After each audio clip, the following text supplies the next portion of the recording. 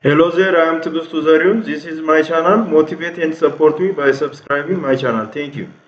I'll continue grade 10 lesson. That is a continuation of the first video, which is advantages of algorithm. What are the advantages of algorithm? Algorithm is easy to understand. It is a step-by-step problem solving method using computational problem. It is easy to understand. Algorithm is a stepwise representation of a solution to a given problem. It is a stepwise representation of solution to give a problem.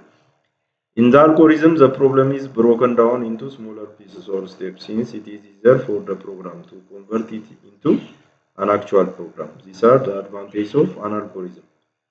There we have problem solving methods in algorithm, top down and bottom up. In case of top down, a bigger problem should be broken down into smaller parts, and we say modulation. Modulation is the process of dividing problems into smaller chunks to find out a solution. Therefore, it is easy to prepare an algorithm. It is easy to understand. It is also have its own representation of a solution to a given problem. On the other hand, the hindrances or disadvantages of an algorithm are: writing an algorithm takes a long time, so it is time consuming.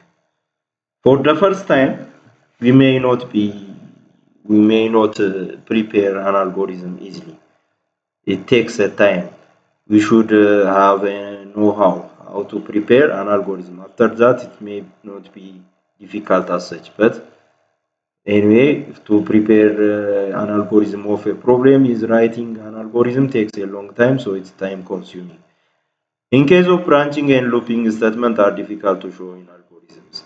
We have three ways of program flow controls. First one is sequential, branching and looping statements. We have this statement. In case of sequential, may not be difficult. For instance, to find out the sum of two numbers, it is sequential. That may not difficult to prepare an algorithm. In case of branching and looping, in case of branching means looping, in case of conditional, and looping, iterative statements are not difficult. For instance, to find out whether the number is even or odd may not difficult to prepare an algorithm. It is branching. Whether the number is even or odd, this is a conditional statement. In case of finding out, for instance, natural numbers less than 10, it's a looping. It uses a looping statement. May not be easy to prepare such algorithms. That it is difficult comparing with that of sequential statements. Examples of algorithm. Let us consider a few examples of creating an algorithm for a given problem. Example 1. Algorithm for the sum of two numbers. Here is a sequential. That it is easy. Step 1 is take the first number from the user is input, preparing the variable for the first number, then preparing the second number and variable for the second number, and it takes a number from the user, takes the second number from the user, and step 3 is add the two numbers to get the sum, means process, and as the last displays the sum of the screen, which is an output. We have this step processing methods: input, process, and output. Mean to not be to prepare or to write say type of algorithms. It is easy to understand. It is easy to prepare. What about branching and looping? There are disadvantages of an algorithm. Let us see the example 2 is for branching statement, and example 3 is for looping. Let us see example 2. Write an algorithm to check whether the entered number is positive, negative, or 0. It says. Write an algorithm to check whether the entered number is positive, negative, or 0. Take the number from the user. It accepts a number from the user as an input. If the number is less than 0, if the number is on the left side of 0, then displays that the entered number is negative. Less than 0 means the number is on the left of 0. It is negative. Therefore, it displays that the number is negative. If the number is greater than 0, when it checks the number and it is on the right side of 0, it displays that the number is positive. Otherwise, displays that the entire number is 0. If it is not less than 0 and it is not greater than 0, what about the number? It is number is 0. Therefore, we have on the left side whether it is negative, or on the right side positive, or otherwise it is 0. We should prepare an algorithm like this to check a number is positive or negative. If else condition, it is branching, that it is difficult. The third one is looping. Again, it is also the disadvantage of writing algorithm. Calculate the sum of 10 natural numbers, for instance. Is looping. The formula for the sum of 10 natural numbers is let the sum be initially set to 0. It starts with 0. Let I will be initially 1. The sum 0, but it starts count with 1. Take the ith number from the user. It takes from the user, add the ith number to the sum. Means the 10. Increase the value of y by 1. It increases by 1. Check if the value of y is less than 10. Then go to step 4. Step 4, it returns and adds.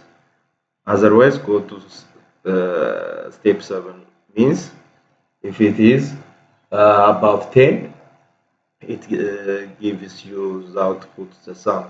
If it is less than 10, it adds a number and it continues. It is looping.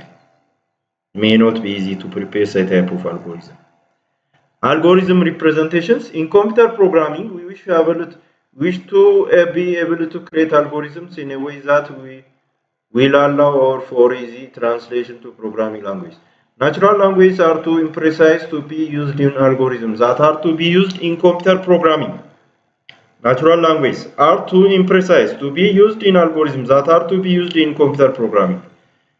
Nowadays, thanks to the technology, computers not only numbers, they can also understand human language. That it's possible to program and prepare a software or application softwares. We need a way to describe our algorithms in precise manner with a well-defined syntax and clear, unambiguous semantics. There are two main ways in which algorithm can be represented. Thus, we need a way to describe our algorithms that well-defined input, output with unambiguous means without error, syntax and semantics errors. In case of syntax, it is a spelling and grammar error. In case of semantics, is in case of meaning errors. There are two main ways in which algorithms can be represented. They are flowchart and pseudocode. The two methods are flowchart and pseudocode. The first method is flowchart method. An algorithm can be described using many techniques and tools. One tool for designing an algorithm is by using a flowchart. A flowchart is a graphical or schematic representation of the major steps of working process. What it seems, I will demonstrate you using a flowgorithm software that helps us to prepare a flowchart.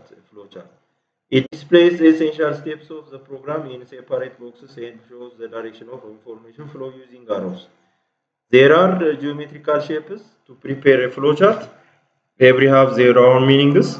What are these graphical representation? In case of preparing graphical representation of algorithms on the use of flowchart, we have to know the shapes. I will give you an explanation for these flowchart symbols, and I will prepare in next my video how to use a flowgorithm software to prepare a flowchart. Flowcharts are drawn with the help of symbols. The following are the most commonly used flowchart symbols. First one is oval. Here, as you have seen, start or end of program is an oval. A parallelogram, input or output of a program. Rectangle, process to be carried out. Here is a diamond, decision making and branching. Every flowchart starts with oval and ends with oval. In case of input and output, we use a parallelogram. For instance, to find out the sum of two numbers, the two numbers are AB, therefore they should be represented using parallelogram. The output also represented in parallelogram. In case of the formula, putting the formula C is equal to A plus B or sum is equal to A plus B, we have to use the rectangle process to be carried out. In case of diamond, conditional. For instance, to check whether the number is even or odd, to check whether a specific number is negative or positive, we have to use a diamond. Means it is conditional. If it is true or if it is false, we have two flows we have to use. And the predefined computational steps. For instance, to find out the sum of two numbers, we have to define first the type of data type for the two numbers AB, then sum. Predefined computational steps. The flow line shows the direction of program logic flow, and one page connector of two parts of a program. This flowchart symbols. They are flowchart symbols.